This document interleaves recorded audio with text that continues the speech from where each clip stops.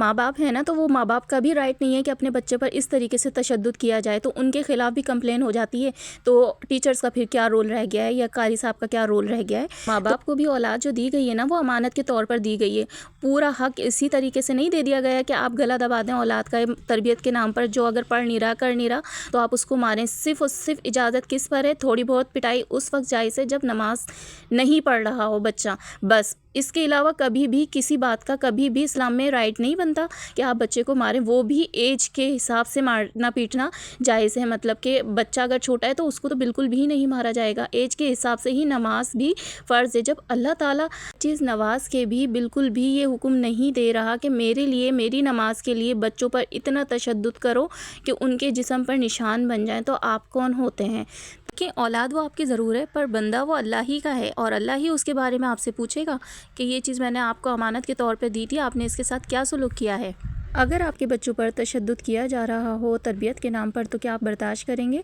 नहीं, बिल्कुल भी नहीं, और ना ही करना चाहिए। अगर स्कूल वाले डंडे के ज़ोर पे आपके बच्चों को पढ़ाने की कोशिश कर रहे हैं और उनको बिल्कुल भी सुधार नहीं रहे, उल्टा उनको ढीठ बना रहे हैं, तो आप लोगों को ये बात समझ लेनी चाहिए कि वो आपके बच्चों की अच्छी तरबियत नहीं कर रहे हैं, आपके बच्चों को ढीठ बना रहे हैं। क्या डंडा कामयाबी की कुंजी हो सकती है? नहीं, बिल्कुल भी नहीं। अगर आप समझते हैं कि डंडे के ज़ोर पे बच्चों को पढ़ाया जाएगा या फिर उनको ऊपर तशद्दुद किया जाएगा उनकी किसी भी गलत बात को लेकर, तो वो बच्चे सुधरेंगे नहीं, कभी भी नहीं सुधरते। हाँ, वक्ती तौर पर बच्चे डर ज़रूर जाते हैं, लेकिन करते वही हैं। आहिस्ता आहिस्ता उन्हें आदत हो जाती है और फिर वो वही काम करते हैं जिससे आप रोक रहे होते हैं। तो रिसेंटली अभी मेरे साथ एक आध दिन पहले यही प्रॉब्लम हुई और मैंने फिर वो डिस्कस कर रही हूँ मैं आज आप लोगों से, और आप लोगों ने बताना है कि मैंने ये काम सही किया है या नहीं, क्योंकि मेरे बच्चे के साथ भी किसी ने ऐसा ही किया था, तरबियत के नाम पर और इस तरीके से पढ़ाई के नाम पर तशद्दुद किया था उसके साथ बहुत सी ज़्यादा। तो ये बात मुझे बहुत ही ज़्यादा बुरी लगी और बिल्कुल भी मैंने उस बात को ऐसे ही जाने नहीं दिया। तो बात क्या हुई वो मैं आप लोगों को बताती हूँ। शुरू करते हैं अपनी वीडियो। अस्सलाम वालेकुम एवरीवन, कैसे हैं आप सब? अल्हम्दुलिल्लाह मैं बिल्कुल ठीक ठाक। और आज आप लोगों से शेयर कर रही हूँ कि जितने भी बच्चे हैं, अगर आपके बच्चों पर तशद्दुद हो रहा है स्कूल में या मदरसे वगैरह में, तो आप लोगों ने बिल्कुल भी ऐसा नहीं करना है कि उस चीज़ को इग्नोर या लाइटली लेना है, बिल्कुल भी नहीं। आप लोगों ने उस चीज़ को बहुत ही अच्छे से हाईलाइट करना है, हैंडल करना है, जाकर टीचर से बिल्कुल अच्छे तरीके से डिस्कस करना है। ऐसा नहीं कि जाएँ आप और शुरू हो जाएँ कि आपने मेरे बच्चों पर इस तरीके से तशद्दुद किया है, और इस तरीके से उनकी भी समझ में नहीं आएगी। आप लोगों ने बिल्कुल आराम से बैठकर तमीज़ से उनको समझाना है कि देखें वो भी इंसान है, जिसको आप मार रहे हैं ना, अगर आप गलती के नाम पर भी मार रहे हैं तो ये भी इतना एक्सेप्टेबल नहीं है जितना आपने तशद्दुद उस बच्चे के साथ कर दिया। और गलती क्या, सिर्फ और सिर्फ ये कि बच्चे ने बच्चे को मारा, वो भी सिर्फ और सिर्फ बदला लेने के लिए कि अगर वो बदतमीज़ी कर रहा था, उसने थप्पड़ मारा है तो पलट के उसने भी थप्पड़ मारा है। तो ये बात क्या इतनी हाईलाइट करने वाली है कि बच्चे पे इस कदर का तशद्दुद किया जाए कि उसके हाथों पर निशान हो, उसके फेस पर निशान हो, जब वो घर पर आ रहा हो तो उसके मुंह से खून, यानी कि थप्पड़ जो मारा है ना, वो पूरा गाल और हाथ और कान सारे के सारे लाल हो रहे हों। और जहाँ जहाँ मारा था वहाँ पर कट भी लगे हुए हैं, स्टील के स्केल से बच्चे को मारा। और बच्चा कितना बड़ा, अभी 1 क्लास में बच्चा गया है, तो आप सोचें कितना बड़ा बच्चा होगा। अगर बच्चे आपस में लड़ रहे हैं तो ज़रूरी है आपके ऊपर बच्चों ने कोई बात की है जो आप लोगों ने इस तरीके से मारा। बच्चों को पनिश करने का और भी कोई तरीका हो सकता है। ज़रूरी नहीं है कि बच्चों को मार कुटाई करके ही समझाया जाए कि आपने मतलब कि मार के ज़रिए समझाना है बच्चों को, तो वही काम आप कर रहे हैं जो बच्चों ने आपस में किया, वही काम आप भी कर रहे हैं। इसी वजह से मैंने मदरसे से बच्चों को हटा लिया। मैं खुद पढ़ाती हूँ अपने बच्चों को, चाहे टाइम हो ना हो, मैं टाइम निकाल कर अपने बच्चों को मदरसे की तालीम खुद ही देती हूँ, क्योंकि कारी हजरात भी इसी तरीके से मारते हैं। उनके पास बड़े बड़े पाइप्स होते हैं, वो ये नहीं देखते सामने बच्चा है, बड़ा है, क्या है, लग रही है, कुछ भी नहीं। बस उनको अपनी फ्रस्ट्रेशन है ना निकालनी होती है, उनके ऊपर बर्डन होता है, वो बच्चों के ऊपर गुस्सा है ना अपना पूरा का पूरा एक्सप्रेस करके निकाल रहे होते हैं। तो ये क्या इतनी अच्छी बात है? बिल्कुल भी नहीं। क्या बच्चा फिर पढ़ाई से भागेगा? नहीं, बिल्कुल भागेगा। बच्चा आइंदा नेक्स्ट टाइम के लिए आपके पास जाएगा ही नहीं। तो बच्चा जब घर आया तो बहुत ही बुरी तरीके से रोता हुआ आया। उसका फेस बिल्कुल लाल था, हाथों पर निशान पड़े हुए थे, फेस के ऊपर भी निशान पड़े हुए थे, और इतना तशद्दुद वाला मारा था बच्चे को। मैं गई फ़ौरन के फ़ौरन ही स्कूल गई कंप्लेन लेकर। मैडम बैठी हुई थी। किसने मारा था? मैडम ने मारा था। और किस बात पर मारा था? बच्चे आपस में लड़ रहे थे। पहले मैंने बच्चे से पूछा कि क्या हुआ था, क्या गलती थी, क्या वजह हुई, सारी बात मैंने उससे डिस्कस की। फिर मैं फ़ौरन स्कूल गई, उसी को साथ में लेकर गई। मैंने सारे निशान उन्हें दिखाए कि ये देखें, आप लोग इस तरीके से बच्चों पर तशद्दुद करते हैं। आप लोगों के दिल है ना बहुत ही ज़्यादा पक्के हो गए हैं। अगर आपके अंदर बिल्कुल दिल है, आपकी भी औलाद है, तो कम से कम आप देखें आप क्या घर पर इसी तरीके से स्टील के स्केल लेकर बैठती हैं? अपनी गलती पे बच्चे आपके भी लड़ते होंगे तो क्या आप इसी तरीके से मारती हैं? उनको आराम से मैंने समझाया। बहुत ज़्यादा मैं हाइपर तो मैं बहुत ज़्यादा थी, देखकर मुझे बेइंतहा गुस्सा आ रहा था।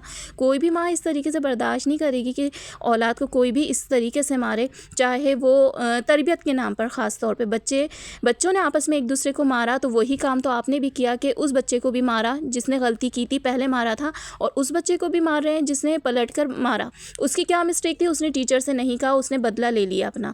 तो आपको दोनों को समझाना चाहिए था। पनिशमेंट का एक यही तरीका नहीं है कि आप बच्चे के ऊपर इतना मारें, इतना ज़ोर दें कि नेक्स्ट टाइम वो आपके पास जाए ही नहीं स्कूल। अभी बताएं, इतने कोर्स, इतनी कॉपीज़, इतनी फ़ीस सारी की सारी भर कर बैठे हुए हैं। अच्छा खासी बच्चों के ऊपर पैसा लगाया हर पेरेंट्स ने, मैंने ही नहीं, सब ने लगाया। अब बताएं क्या बच्चों को घर में बिठा लें इस बात पर? तो वो कहती हैं शरारत बर्दाश्त है लेकिन बदतमीज़ी बर्दाश्त नहीं है।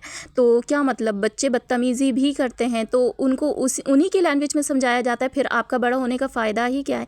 पनिशमेंट का देखें एक यही तरीका नहीं है, बहुत सारे तरीके। पहले ज़माने में आपने देखा है बच्चे बदतमीज़ी करते थे, मुर्गा बना दिया जाता था, उठक बैठक करवाई जाती थी कि खड़े हों, बैठें। इस तरीके से बच्चों को फिज़िकली थोड़ा बहुत तंग किया जाता था, लेकिन इस तरीके से नहीं कि उनके ऊपर तशद्दुद हो रहा हो। माँ बाप है ना, तो वो माँ बाप का भी राइट नहीं है कि अपने बच्चे पर इस तरीके से तशद्दुद किया जाए, तो उनके ख़िलाफ़ भी कंप्लेन हो जाती है। तो टीचर्स का फिर क्या रोल रह गया है, या कारी साहब का क्या रोल रह गया है?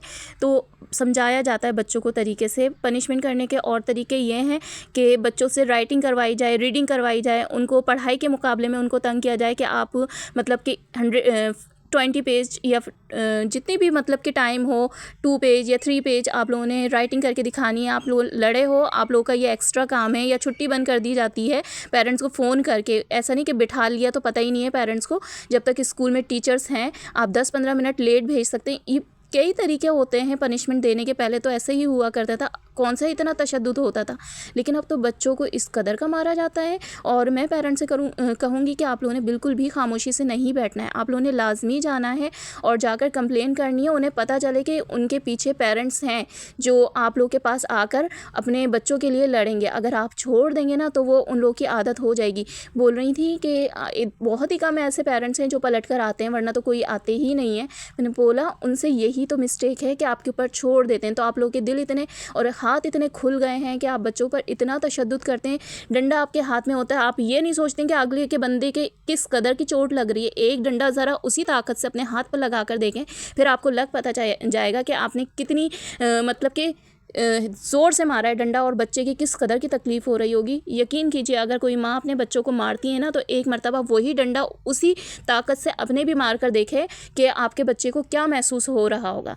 तरबियत के नाम पर मार पिटाई बिल्कुल भी जायज़ नहीं है, ना ही अल्लाह ताला ने इस चीज़ का हुक्म दिया है। माँ बाप को नहीं दिया, उससे भी हिसाब लिया जाएगा। माँ बाप को भी औलाद जो दी गई है ना, वो अमानत के तौर पर दी गई है।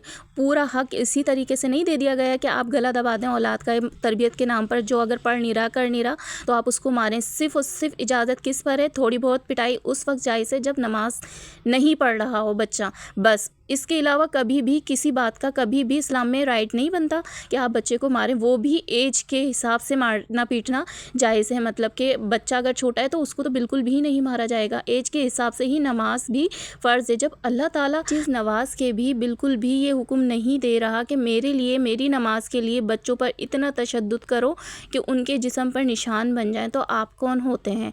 औलाद भी अमानत के तौर पर दी गई है। औलाद हमारी है लेकिन बंदा अल्लाह का है, तो आप लोगों ने इसके बारे में भी जवाब आपसे लिया जाएगा, पुरसिश की जाएगी आपसे कि आपने क्या किया औलाद के साथ। भूखा भी नहीं रखते औलाद को, पता है जब मांगा जाए ना, अगर माँ पलट के खाना नहीं देती है बच्चों को बहुत देर तक, और अब माँ बाप को पता हो कि बच्चे के पेट में कुछ भी नहीं है और बच्चा भूखा है, तो माँ बाप से भी पूछा जाएगा कि आपने सब कुछ होते हुए औलाद को खाना क्यों नहीं दिया। तो ये सारी की सारी आजमाइश है। हर इंसान की अपनी जगह आजमाइश हो रही है, जितना बड़ा उसका रुतबा है उसी के हिसाब से उसकी आजमाइश की जा रही है। आप बोलते हैं हुकूमत के जितने भी ये प्राइम मिनिस्टर और जितने भी हमारे हुकूमत के लोग हैं, बड़े बड़ी पोस्ट पे बैठे हुए हैं, इनसे ही पूछा जाएगा? नहीं जी, सबसे, हर बंदे से पूछा जाएगा कि आपके अंडर जो भी बच्चा है या फिर बड़ा है, आपके अंडर जितने भी लोग हैं उनके साथ आपका रवैया क्या था, आप से उनके बारे में पूछा जाएगा कि आपने उस वक्त उसके साथ क्या जुल्म किया, क्या ज़्यादती की।